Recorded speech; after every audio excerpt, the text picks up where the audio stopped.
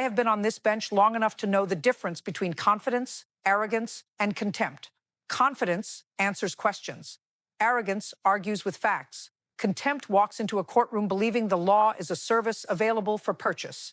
Victoria Ashford was contempt in designer heels. The moment she entered my courtroom, I knew I was looking at a woman who had spent too many years confusing wealth with exemption and money with moral authority. Her case looked simple on paper, running a red light with aggravating circumstances. But the details mattered. Victoria Ashford, 52, had been cited for blowing through a red light in a school zone at dismissal time. According to the officer's notes, an elderly pedestrian had to jump back onto the curb to avoid being struck. When she was stopped, she initially refused to provide her license and informed the officer that her lawyer handled these matters. Before court began, the bailiff warned me she had already been difficult with staff. She had demanded a reschedule because she had a conference call. When you are cited into court, you show up prepared to answer for your conduct, not to announce your schedule as if everyone else's time were disposable. Victoria entered dressed for a board meeting, not a hearing. Valentino suit, diamond earrings. I told her to approach. She barely looked up from her phone. When I ordered her to put it away, she corrected my form of address, told me she had built her own empire, and finally slid the phone into her bag with exaggerated reluctance. Then I asked how she pleaded.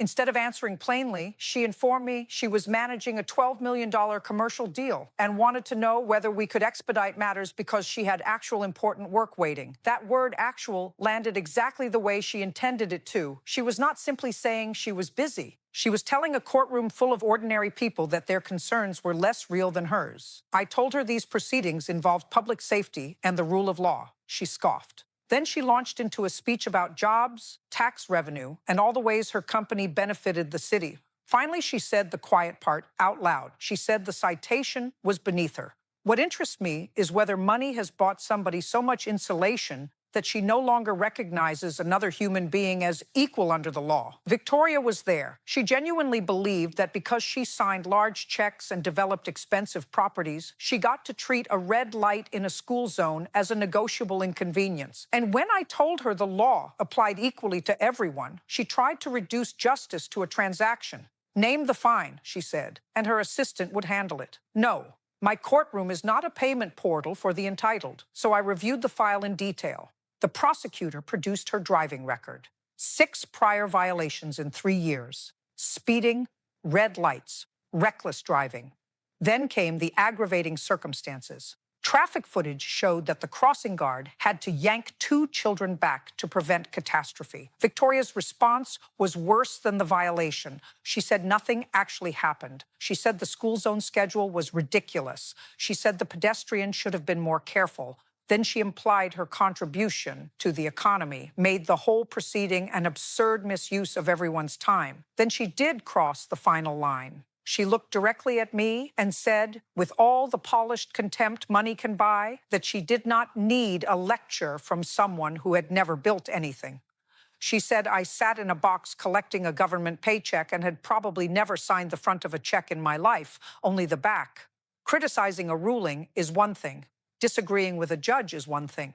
But walking into a courtroom and reducing public service to irrelevance because you think net worth measures human value, that is contempt in its purest form. Not just legal contempt, moral contempt. Contempt for the law, for the crossing guard who saved children, for the elderly pedestrian she nearly hit, and for every citizen who expects a court to remain one place where wealth does not buy reverence.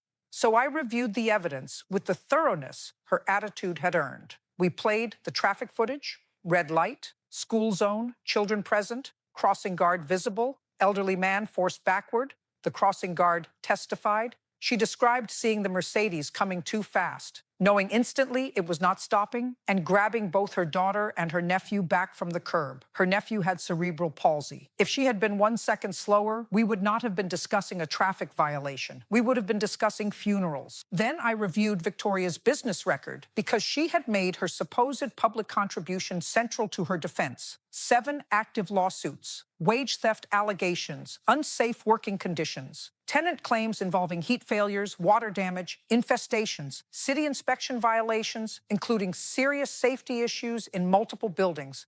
The woman standing in front of me talking about what she built had built a pattern. Profit first, people later. That was enough. I fined her the maximum penalty, added contempt sanctions, suspended her license for 6 months, ordered 80 hours of community service at a children's hospital, and mandated a 40-hour in-person defensive driving course. Then I told her exactly what I do. I make sure that for a few hours each day in that courtroom, her money means nothing, her status means nothing, and her vanity means nothing. In that room, she was not a mogul. She was simply a citizen who endangered lives and then insulted the very system designed to protect them. That is what the law is for, to remind people like Victoria Ashford that respect cannot be purchased, accountability cannot be outsourced, and the truth does not care what your handbag cost. And that lesson matters far beyond traffic.